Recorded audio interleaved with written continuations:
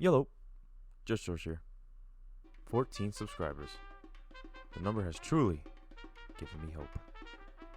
This video is the first of many, and the first game we'll be playing is Microsoft Flight Simulator. So, let us begin.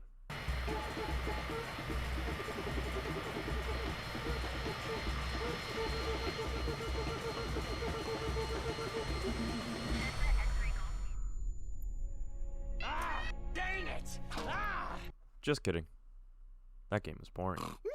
And my computer crashed anytime I was doing what the game wanted me to do. Fly. So instead, we're playing this. Today, I will be showcasing Bleeding Edge to all 14 of you. The game is kind of good, but kind of bad. But just like any other hero shooter, this game is lame. We'll start with the bad and work all the way up to the good, if there is any. But before we get started, you must be curious. What is my opinion on the game? Well, I think a lot of us would agree it's a copy-paste. So, let us begin. Again, usually, games like these don't even have a story mode, or explain why the heroes are the way they are. But each hero has their own personal identity and catalog of skins. We'll be playing these heroes and pitting them against each other to see if this game is truly any fun. Thing is, the developers have stopped developing on this game last year.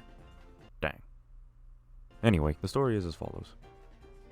The game is set in a futuristic dystopian cyberpunk rendition of the real world in year 2055. World governments have become corrupt and corporate society. Okay, I think this is one of the reasons why the game is pretty much dead or already dying. There's no real reason for anything. We begin our journey with the true classic, a tutorial. It really puts into perspective how little brain cells the developers think I have. They are correct. It's pretty straightforward, but unneeded. So with what story we could figure out, let's move on. Bleeding Edge's multiplayer is lackluster to say the least. Okay? Let's do it.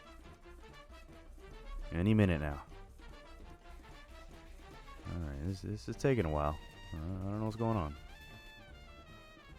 Oh yeah. With the long wait times before a match and the unbalanced heroes, it's kind of hard to enjoy the game. That's not to say I didn't have any fun, but stuff like this made me want to play something else. The most fun I had with the game was with the characters. Now I'm not going to go through all the characters. The game is afoot. Because that would take forever. But here are some that I enjoy the most. Gizmo.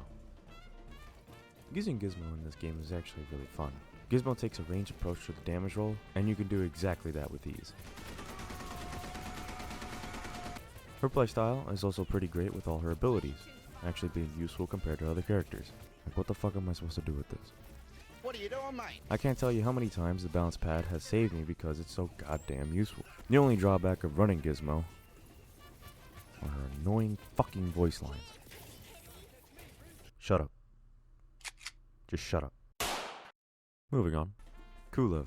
Kulev, aka the Foot Guy. Is afoot. Holy shit, this support is incredible. Imagine Anna from Overwatch. Now think of useful abilities. You get Kulev.